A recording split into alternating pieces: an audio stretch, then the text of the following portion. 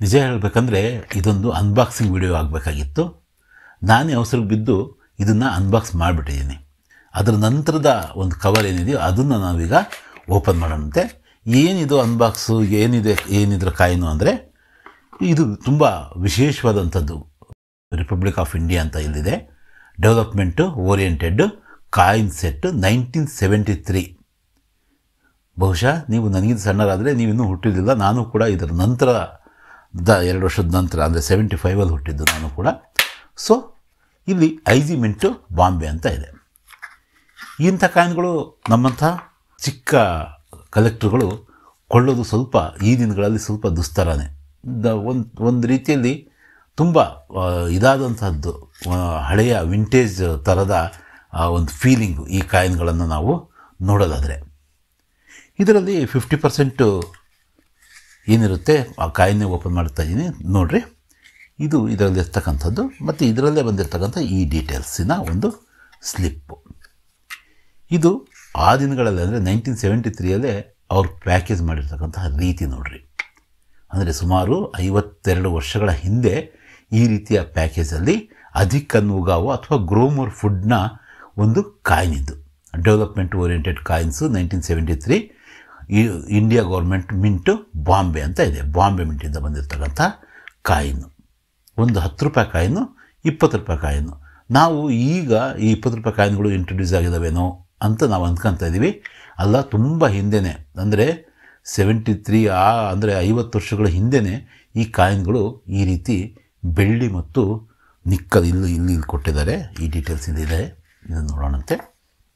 ಇಲ್ಲಿ ನೋಡಿರಿ, 50% silver, 40% copper, 5% nickel ಮತ್ತು 5% ಜಿಂಕ್. ಇವೆರಡು ಕಾಯಿನ್ಗಳು. ಒಂದು 20 ರೂಪೀಸಿಂದು 44 mm ಇದೆ. ಮತ್ತು ಈ ಸುತ್ತೂರು ಇರ್ತಕ್ಕಂಥ ಇದರಲ್ಲಿ 200 ಆ ಥರದ ಸೆರೇಷನ್ಸ್ ಇದ್ದಾವೆ. ರಿಮ್ ಅಂದರೆ ಈ ಕಡೆ ಈಗ ಓಪನ್ ಮಾಡಿ ತೋರಿಸ್ತೀನಿ. ಇನ್ನೊಂದು 39 mm ಇದೆ, 10 ರೂಪಾಯಿದು. ಆ 10 ರೂಪಾಯಿ ಇದರಲ್ಲಿ 180 ಆ ಥರದ ಗೆರೆಗಳು ಇದ್ದಾವೆ ಅಂತ ಇಲ್ಲಿ ಹೇಳ್ತಾ ಇದ್ದಾರೆ. ಓಪನ್ ಮಾಡೋದು ಹೇಗೆ? ಹೀಗೆ ಓಪನ್ ಮಾಡೋದು. ನಾನು ಸಹ ಈ ರೀತಿ ಅತಿ ಹೆಚ್ಚು ಅಮೌಂಟ್ ಕೊಟ್ಟು ಈ ಒಂದು ಕಾಯಿನ್ಗಳನ್ನು ಈ ರೀತಿ ಕೊಂಡ್ಕೊಳ್ತಾ ಇರೋದು ಇದೇ ಮೊದಲು ಅಂತಲೂ ಅನ್ಬೋದು. ಬೇರೆ ಬ್ರಿಟಿಷ್ ಇಂಡಿಯಾದ ಕಾಯಿನ್ಗಳು ಮತ್ತು ನೋಡಿರಿ ಇಲ್ಲಿ ಸ್ವಲ್ಪ ಕಲರು ಇದಾಗಿದೆ. ಯಾಕಂದರೆ ತುಂಬ ವರ್ಷಗಳಾದವಲ್ವ, ಎಷ್ಟು ಜೋಪಾನ ಮಾಡಿಟ್ಟರು ಕೂಡ ಈ ಥರದ ಸ್ವಲ್ಪ ರಸ್ಟ್ ಥರ ಇಲ್ಲಿ ಆಗಿದೆ. ಇದು ನಾನು ಗಮನಿಸಿರಲಿಲ್ಲ. ಈಗ ನಿಮ್ಮ ಜೊತೆಗೇ ಇದರ ಸ್ಕ್ರೀನಲ್ಲಿ, ಕ್ಯಾಮ್ರಾ ಸ್ಕ್ರೀನಲ್ಲಿ ಇದನ್ನು ನಾನು ನೋಡ್ತಾ ಇದ್ದೀನಿ. ನಾನು ಇಷ್ಟೇ ನೋಡಿಬಿಟ್ಟು ಖುಷಿಪಟ್ಟಿದ್ದೆ. ಇದು 10 ರೂಪಾಯಿ ಕಾಯಿನು, 39 mm ಇದೆ. ಈ ಥರದ ಗೆರೆಗಳು ಇಷ್ಟಿದ್ದಾವೆ, 180 ಇದ್ದಾವೆ, 39 mm ಇರ್ತಕ್ಕಂಥದ್ದು. ಇನ್ನು ನಾವು 20 ರೂಪಾಯಿ ಕಾಯಿನಿಗೆ ಬರೋದಾದರೆ ನೋಡಿರಿ, 20 ರೂಪಾಯಿ ಕಾಯಿನು ಇಲ್ಲೇನು ಸ್ವಲ್ಪ ಇದಾಗಿದೆ. ಅದನ್ನು ಕ್ಲೀನ್ ಮಾಡೋಕ್ಕೆ ಹೋದರೆ ಕಾಯಿನಿಗೆ ಇನ್ನೂ ಡ್ಯಾಮೇಜ್ ಆಗ್ಬೋದು ಅಂತ ಹಾಗೆ ಬಿಟ್ಟಿದ್ದೀನಿ. ಜಸ್ಟ್ ಒಂದು 4-5 ಡೇಸ್ ಆಯಿತು ನನ್ನ ಕೈಗೆ ಈ ಕಾಯಿನ್ ಸಿಕ್ಕು. ಸುಮಾರು 6,000 ರೂಪಾಯಿಗೆ ಈ ಕಾಯಿನ ನಾನು ಒಂದು ಆನ್ಲೈನ್ ವೆಬ್ಸೈಟ್ ಮೂಲಕ ನಾನು ಕೊಂಡ್ಕೊಂಡಿದ್ದೀನಿ. ಆ ವೆಬ್ಸೈಟ್ನ ಹೆಸರೇನು ಬೇಡ, ಯಾಕಂದರೆ ಇನ್ನೊಂದು 2 ಸಲ ತರಿಸಿದ್ದಾದಮೇಲೆ ಅಲ್ಲಿ ಸಿಗ್ತಕ್ಕಂಥ ಕಾಯಿನ್ಗಳು ಇದೇ ಥರ ಜೆನ್ಯೂನ್ ಆದರೆ ನಾನು ನಿಮಗೆ ಮುಂದೆ ಹೇಳೋದಕ್ಕೆ ಪ್ರಯತ್ನ ಪಡ್ತೀನಿ.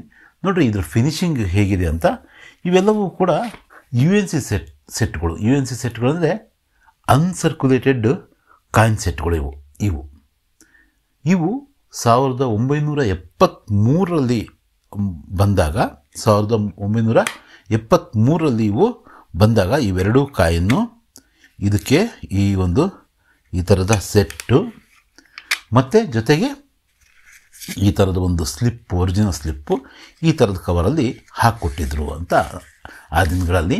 ಮತ್ತು ಎಷ್ಟಿರ್ಬೋದು ಇದರ ರೇಟು ಆ ದಿನಗಳಲ್ಲಿ? ಇದರ ಮುಖಬೆಲೆನೇ ಇಲ್ಲಿ 20, ಇಲ್ಲಿ 10 ಇದೆ. 20 ರೂಪಾಯಿ ಕಾಯಿನ್ ಇವೆಲ್ಲವೂ ಕೂಡ ನಾರ್ಮಲ್ಲು ಇದಕ್ಕೆ ಬಂದಿರೋವಲ್ಲ. ನಾರ್ಮಲ್ಲು ಏನಂತ ಹೇಳ್ತಾರೆ, ದಿನ ಬಳಕೆಗೆ ಬಂದಿರತಕ್ಕಂಥದ್ದಲ್ಲ. ಇಷ್ಟೆಲ್ಲ ಪ್ಯಾಕೇಜ್ ಮಾಡಿ ಇಷ್ಟೆಲ್ಲ ಕೊಟ್ಟು 30 ರೂಪಾಯಿ ಕಾಯಿನ್ ಸಹ ಕೊಟ್ಟು ಅವ್ರು ಮಾರಿರ್ತಕ್ಕಂಥ ರೇಟು ಕೇವಲ 38 ರೂಪಾಯಿ. 38 ರೂಪಾಯಿಗೆ ಈ ಕಾಯಿನ್ಗಳು ಅವತ್ತು, ಈ ಕಾಯಿನ್ನ ಸೆಟ್ಟು 30 ರೂಪಾಯಿ ಮುಖಬೆಲೆಯ ಈ ಕಾಯಿನ್ನ ಸೆಟ್ಟು ಎಷ್ಟು ರೂಪಾಯಿಗೆ? 38 ರೂಪಾಯಿಗೆ ಅವತ್ತು ಬಾಂಬೆ ಮಿಂಟು ಮಾರ್ತಾಯಿತ್ತು. ಇವತ್ತು ನಾನು ಮೊನ್ನೆ ಒಂದು ಕಾಯಿನ್ನ ನೋಡಿದೆ. ಎಲ್ಲಿ ಬಾಂಬೆ ಮಿಂಟ್ನ ಅಧಿಕೃತ ಅಂದರೆ ಗೌರ್ಮೆಂಟ್ನ ಅಧಿಕೃತ ಒಂದು ವೆಬ್ಸೈಟಲ್ಲಿ ಈ ಕಾಯಿನ್ ಮಾರ್ತಿದ್ದಾರೆ, ಈ ಸಿಂಗಲ್ ಕಾಯಿನ್ ಮಾರ್ತಿದ್ದಾರೆ. ಅದರಲ್ಲೂ ಕೂಡ ಸ್ವಲ್ಪ ಈ ಥರ ರಸ್ಟ್ ಹಿಡಿದಿದೆ ಅಂತ ಅವರೇ ಹೇಳ್ತಿದ್ದಾರೆ, ಮಾಯಿಶ್ಚರಿಂದ ಸ್ವಲ್ಪ ಇದಾಗಿದೆ ಅಂತ. SPMCIL ಅಂತಕ್ಕಂಥದ್ದು www.spmcal.com ಅಧಿಕೃತ ವೆಬ್ಸೈಟಲ್ಲಿ ಇದನ್ನು ಅವರು 19,000 ರೂಪಾಯಿಗೆ ಮಾರ್ತಿದ್ದಾರೆ ಇವತ್ತು. ಅಂದರೆ 32 ಕಾಯಿನ್ನ ಮಾರಿದ ಮಿಂಟು ಈ ದಿನಗಳಲ್ಲಿ ಅವರೇ 1-2 ಇನ್ನೂ ಇವು ಉಳ್ಕೊಂಡಿದ್ದಾವಂತೆ. ಇವೇ 52 ವರ್ಷದ ಗ್ರೋಮೋರ್ ಫುಡ್ನ ಈ ಕಾಯಿನ್, ಈ ಪರ್ಟಿಕ್ಯುಲರ್ ಕಾಯಿನು, ಈ ಒಂದೇ ಒಂದು ಕಾಯಿನು, ಯಾವುದೇ ವ್ಯತ್ಯಾಸ ಇಲ್ಲದಿರ್ತಕ್ಕಂಥ ಕಾಯಿನು 19,000 ಇನ್ನೂ ಚಿಲ್ಲರೆ ಮುಂದಕ್ಕಿದೆ, ಅಷ್ಟು ಇದಕ್ಕೆ ಮಾರ್ತಿದ್ದಾರಂತೆ. ಇವತ್ತು ಕೂಡ ಆ ಒಂದು ವೆಬ್ಸೈಟಲ್ಲಿ ಅದಿದ್ದರೆ ನೀವು ಹೋಗಿ ಹುಡುಕಿದ್ರೆ ಸಿಗುತ್ತೆ ನಿಮಗೆ. ಅಥವಾ ಮಾರಾಟ ಆಗಿದ್ದರೂ ಕೂಡ ರೇಟ್ ಅಂತೂ ಕೆಳಗಡೆ ಇದ್ದೇ ಇರುತ್ತೆ.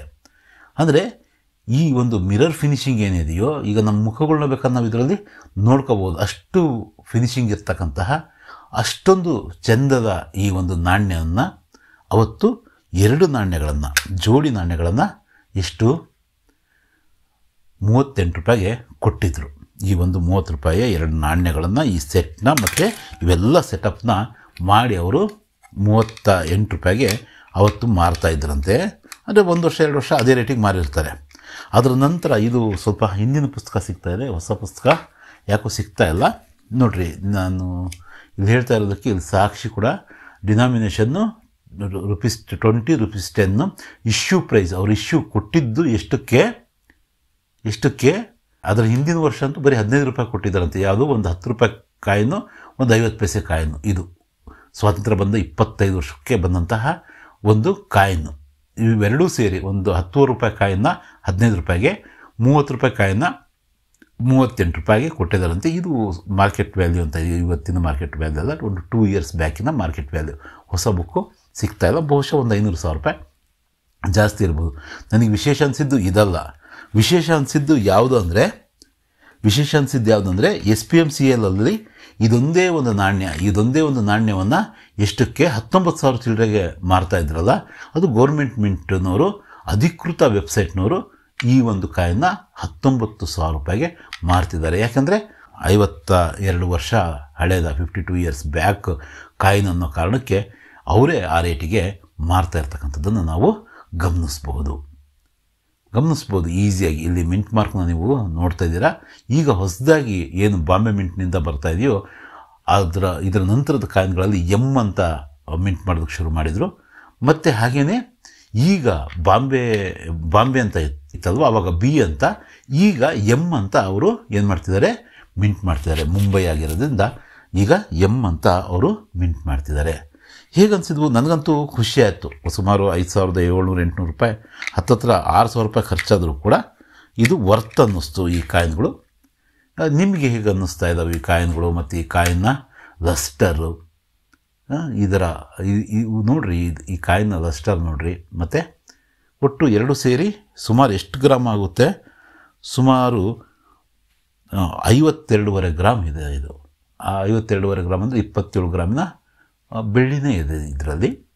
ಈ ಕಾಯಿನ್ ಬಗ್ಗೆ ನಿಮ್ಮ ಅಭಿಪ್ರಾಯವನ್ನು, ಈ ಸಂಗ್ರಹದ ಬಗ್ಗೆ ನಿಮ್ಮ ಅನಿಸಿಕೆಯನ್ನು ತಪ್ಪದೆ ಕಮೆಂಟ್ ಬಾಕ್ಸಲ್ಲಿ ಪೋಸ್ಟ್ ಮಾಡಿ. ಮತ್ತೆ ಸಿಗೋಣಂತೆ. ಧನ್ಯವಾದಗಳು.